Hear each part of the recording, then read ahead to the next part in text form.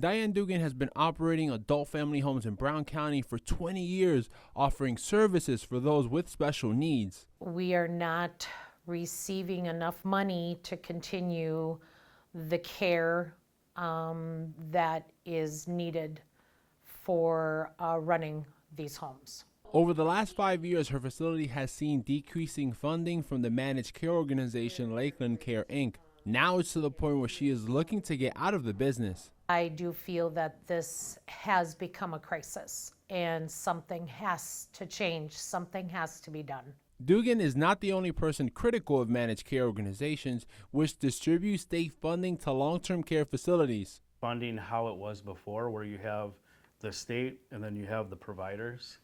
I think that relationship was always fine before.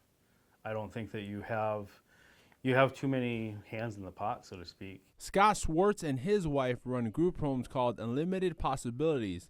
He says the employee pool is limited because people can make more money working in retail or at supermarkets. Swartz says the only way to offer competitive wages is with adequate funding. This is our passion. We like to do that and we like to help people, but it has to make sense for everyone involved. And right now it doesn't. The Wisconsin Department of Health Services sends Medicaid funds to the state's 5 managed care organizations, which include Lakeland Care.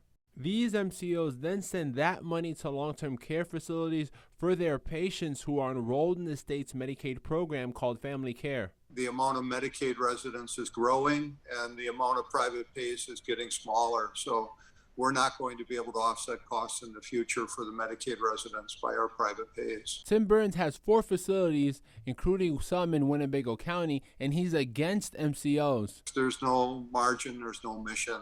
You have to have a profit margin to succeed in any business, and these margins are disappearing. It's truly getting tough. Action 2 News obtained data from DHS showing the number of assisted living facilities in Wisconsin that have closed in recent years. From the start of the year until the end of September, 156 assisted living facilities closed, with 125 of them being adult family homes. In 2020, during the height of the pandemic, 116 assisted living facilities closed. In 2019, 109 assisted living facilities shut down. DHS has told Action 2 News it is federally required to set the rate it pays MCOs, but it doesn't dictate how much each facility receives. That changed over the summer when Governor Tony Evers signed the GOP-sponsored budget. John Sawyer sat on Governor Tony Evers' task force on long-term care. The state is embarking on a system that would fundamentally change the reimbursement system so that the managed care organizations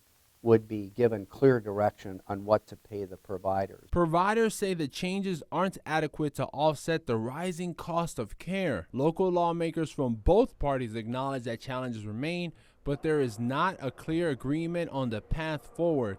We need to make sure that we're approaching this in a smart fashion so that we aren't seeing critical infrastructure go away, particularly in terms of how we care for the elderly, for the disabled, because it's very difficult to restart that once it closes. What we need to be looking at all the solutions in front of us, because what we know is that what we're doing right now is not working and it's not sustainable, and people seeking care aren't able to find the care that they need. One thing lawmakers, advocates, and providers do agree on is that the people impacted the most by facility closures are the ones who need the care. Joshua Piguero, Action 2 News.